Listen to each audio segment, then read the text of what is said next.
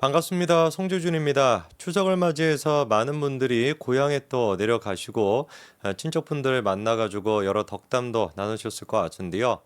저 같은 경우는 추석에 따로 뭐 어디를 가지를 못하죠, 그렇죠? 뭐 계속해가지고 여러분들한테 정치 상황이 어떻게 되고 있는지, 그리고 또 이재명이 또 얼마나 말같다는 얘기를 하는지 뭐 이런 것들을 정리해 드리다 보니까 저는 뭐 딱히 못 갑니다만, 뭐 그래도 제 몫만큼 여러분들이 친척분들 만나셔가지고 덕담 많이 나누시고 맛있는 것도 많이 드시고 오시기 바랍니다.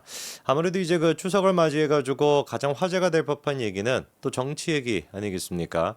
추석 밥상머리가 또 이제 중요한 민심의 지표가 되다 보니까 여러분들께서도 뭐 벌써부터 가족분들과 정치에 대한 이야기 하신 분들도 계실 것 같은데, 또 어떤 분들 같은 경우는 가족의 평화를 지키기 위해서 정치 얘기는 안 한다 뭐 이러시는 분도 계실 것 같습니다. 좀 어떤 얘기가 나오셨나요? 윤석열 대통령의 정부 어떤 정책에 대해 가지고 뭐 여러 가지 또 평가가 있었을 것 같고, 특히나 또 이제 민주당의 그런 개떡 같은 짓거리에 대해 가지고 또 많은 분들이 공감하면서 분노하시지 않았을까 싶은데요. 오늘 저희가 좀 얘기해 볼 거는 그겁니다. 추석을 맞이해 가지고 민주당 쪽에 이재명도 그렇고 문재인도 그렇고 굉장히 바삐 움직이더라고요. 이재명도 추석을 맞이해 가지고 메시지를 내놨고 문재인 또한 마찬가지로 메시지를 내놨습니다. 두 사람 전부 다 메시지 낼 시간은 있나 봐요. 언제 자기가 깜빵에 갈지 빵에 갈지 그거부터 고민하고 계셔야 될 것 같은데, 특히나 이제 뭐 전방위적으로 뭐 이재명 수사는 거의 다 됐고 문재인에 대한 전방위적인 수사도 이루어지고 있고, 얼마 지나지 않아서 추석 직후에 사실상 이제 또 소환 조사까지도 있을 예정인데, 그런 거에 대해서 걱정하거나 그리고 또 시간을 쓰기도 시간이 없어 보이는데 추석 인사할 뭐 그런 여유는 있나 봅니다. 근데 이 두 사람이 어떤 메시지를 내놨는지 그 공통점이 한 가지가 있는데 그거를 이따가 제가 말씀을 드리고요. 그리고 이번에 또 이재명이가 밀고 있는 정책 중에 한 가지가 25만 원 지원법 뭐 그거 있지 않습니까? 그거를 좀 마찬가지로 연장선에서 이번에 또 이재명이가 계양산의 전통시장에 가가지고 또 관련돼서 또 민생에 대한 얘기를 듣겠다 이러면서 쇼를 했다라고 하는데, 이재명의 특징이 뭡니까? 움직이는 시한폭탄이 인간 언제 터질지를 모릅니다. 그러니까 어디를 갔다만 하면은 이게만 사고를 치고 이제만 난리가 나는 것인데, 지난번에 이제 그 또 인천 계양 그쪽에 있었던 그 선거 시즌에도 기억나시죠, 그렇죠? 막 가기만 하면 막 사고를 치잖아요. 뭐 애 옆에 있음에도 불구하고 막 끌어 내리듯이 막 그런 식으로 지가 올라가가지고 연설을 하질 않나. 그리고 또 지금 정자 같은데 두 사람 앉아 있는데 그 사이를 갖다가 막 비집고 올라가가지고 갑자기 하질 않나. 벤치에 이제 뭐 벤치가 아니라 벤치에 이제 그 앉아 있는 사람도 그냥 막 휙휙 이렇게 하면서 이제 막 방해하면서 막 하질 않나. 온갖 곳에서 돌아다닐 때마다 이제 그 시한폭탄 같이 사고를 쳤던 게 이재명인데, 이번에 전통시장에 가서도 마찬가지로 돌발 행동을 했었다라고 합니다. 그 돌발 행동은 또 뭔지 그 영상도 이따 제가 좀 보여드리겠습니다. 최근 들어서 이재명 같은 경우는 본인 스스로가 대권 후보다라고 하는 것을 국민들한테 가스라이팅을 시키고 있어요. 좀 웃긴 일이죠, 그렇죠? 본인이 지금 이제 뭐 대권 시즌도 아닌 것인데 움직이고 있는 거, 하고 있는 거, 말하고 있는 거, 정책들 이런 거를 보고 있으면은 대권 후보인 척하면서 계속 국민들한테 가스라이팅을 하고 있는 중입니다. 그 대표적인 것들이 이번에 뭐가 있었습니까?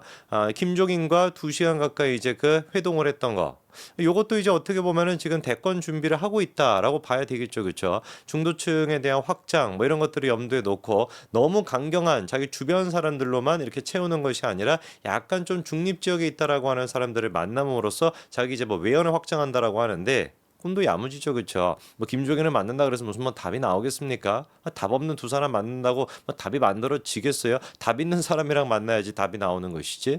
참고로 김종인 같은 경우는 지난번에 대선 때도 윤석열 캠프에 있다가 이제 뭐 쫓겨났죠, 그렇죠? 그리고 난 다음에 이재명이 바로 또 그 직후에 김종인과 또 비공개 회담을 하지 않았습니까? 그 결과가 뭐였어요? 패배. 기억나시잖아요. 0.7% 차이로 패배 아니었습니까? 아마 제가 봤을 때 김종인 또 만난다라고 한다면 비슷한 결과가 나오지 않을까 싶고요. 그리고 눈에 띄는 게 국회에서 같은 경우는 원래 지난 12일에 세 가지 특별법을 민주당 그냥 사실 단독으로 통과를 시키려고 했었습니다. 그 세 가지가 이제 김건희 여사와 관련된 특검법, 최상병 특검법, 그리고 이제 그 문제 25만 원 지급하겠다라고 하는 그 법, 요 세 가지를 갖다가 한꺼번에 통과시키려고 했었는데, 어떻게 된 것인지 이제 그 우원식 국회의장이 12일 날 이거를 좀 세 가지를 다 통과시키기는 좀 무리다. 19일 날로 좀 미루자. 그래가지고 이게 미뤄진 상태예요.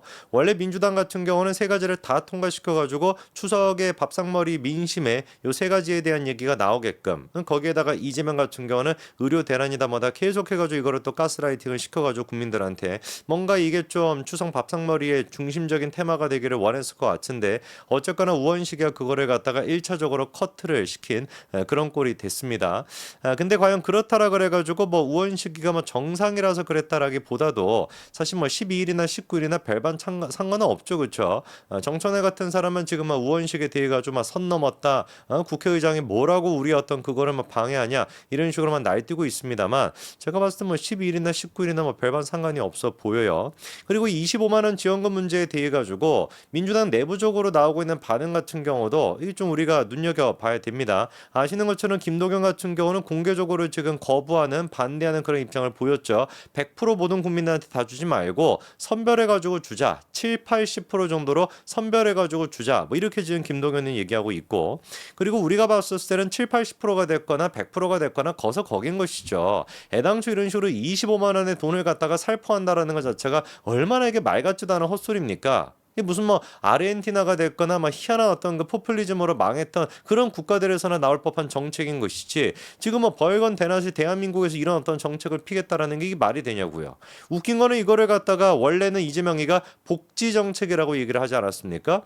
지금 와서는 말을 또 바꿔가지고 재정경제 정책이라고 하는데 문놈에 저는 뭐 이런 걸 처음 들어봤습니다. 25만 원을 전 국민한테 뿌린다라는 것이 어떻게 재정경제 정책이 될 수가 있습니까? 재정 파괴 정책이라고는 몰라도 미치지 않고서야 25만 원을 갖다가 뭐 살포하는 거를 갖다가 어떻게 그게 재정에 도움이 되겠냐고 이게 한 몇 조가 지금 들어갈 예산인 것인데 그러면서 하는 얘기가 뭐 소비 쿠폰으로 주는 거기 때문에 돈 푸는 게 아니라고 하는데 아마 지겹습니다. 저는 이재명 얘기하면서 이렇게 말장난하고 있는 거 보고 있으면은 아니, 소비 쿠폰이 됐거나 25만 원이 됐거나 돈 푸는 게 그게 뭐가 다른 겁니까? 똑같은 것이지.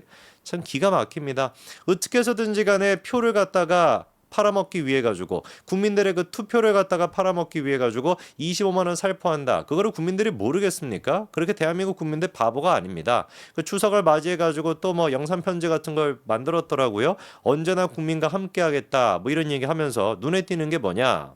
추석 연휴가 시작됐지만 팍팍한 살림살이에 의료 대란까지 겹쳐서 많은 국민들께서 뭐 한숨 속에 명절을 맞이하고 있다. 뭐 이런 얘기를 하고 있어요. 팍팍한 살림살이에 의료 대란 요 표현을 쓰고 있는데 웃긴 게 뭐냐면 정확하게 문재인과 김정숙 두 사람도 추석 인사를 했는데 그 추석 인사에 정확하게 그 표현이 똑같이 들어가 있습니다. 팍팍한 살림에 의료 대란까지 무사하시길 바랍니다. 이런 식으로 문재인이가 써놨더라고요. 제가 봤을 때는 민주당 이것들은 추석 인사조차도 지들끼리 짜고서 야 어떻게 해서든 이번에 추석 밥상머리 같은 경우는 이런 어떤 그 물가가 높다라는 거 그다음에 의료 대란 문제 이거에 대해서 국민들의 관심을 갖도록 하자 이렇게만 짜가지고 문재인이 됐거나 이재명이 됐거나 똑같은 얘기를 지금 하고 있는 거 아니겠습니까? 그렇지 않고서야 짜지 않고서야 어떻게 팍팍한 살림살이 의료 대란이라고 하는 이 지금 몇 글자야? 8글자 12글자 12글자를 똑같이 얘기할 수가 있겠냐고요. 이건 무슨 뭐 지침 같은 게 내려오지 않고서야 제가 봤을 때는 불가능한 일인 것이고요. 그리고 또 이재명 같은 경우는 또 종교계 불교에 가가지고 또 스님을 만났는데 얘는 뭐 제정신이 지금 뭐 아닌 게 불교계를 찾아가가지고 의료 개혁에 대한 중재를 당부했다라고 하는 게 이게 도대체 뭔 소리입니까? 뭐 지금 뭐 스님들이 어떻게 뭐 의료 그걸 하는 것도 아닌데 뭔 놈의 불교계를 찾아가가지고 그걸 당부했다라는 것인지 뭐 하는지 모르겠어요. 그냥 행보 자체가 지금 뭡니까? 입 따로 노는 것이고 몸 따로 노는 것이고 그냥 대권 후보 놀이하고 있는 거. 국민들을 상대로 나는 사법 리스크로 망하는 사람이 아니라 대권 후보, 당당한 대권 후보야. 이런 식의 가스라이팅을 하고 있다. 이렇게만 우리가 보면 될 것 같습니다. 모든 것들이 쇼 그 자체인 것인데 그 쇼가 이번에 전통시장에 가서도 똑같이 드러났습니다. 그 영상 한번 보시죠. 언니야 비싼 시금치를 팔아야지. 안녕하세요. 비싼 시금치 한 단 데리고 가시지. 시금치가 무서워서 안 사. 왜요? 너무 비싸던데. 안 비싸.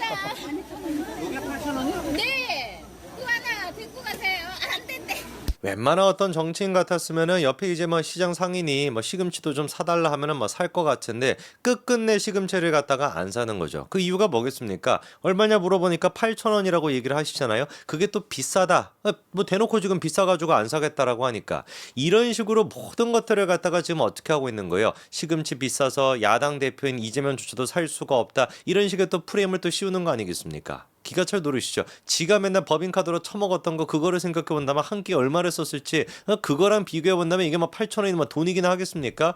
허구한 날 무슨 뭐 샌드위치 그냥 처먹고 그 세트로 해가지고 과일까지 막 처먹었다라고 하는데 그런 인간이 이제 와가지고 무슨 뭐 시금치가 비싸기 때문에 못 산다 이런 식의 또 생쇼를 하고 있는 걸 보니까 참 진짜 가당치도 않을 뿐입니다. 추석만큼이나 여러분들의 마음이 풍성해지시기를 바라는데 이재명에 대한 얘기를 하면 할수록 어떻게 된 것인지 답답함만 풍성해지네요. 여기까지 말씀드리겠습니다. 감사합니다.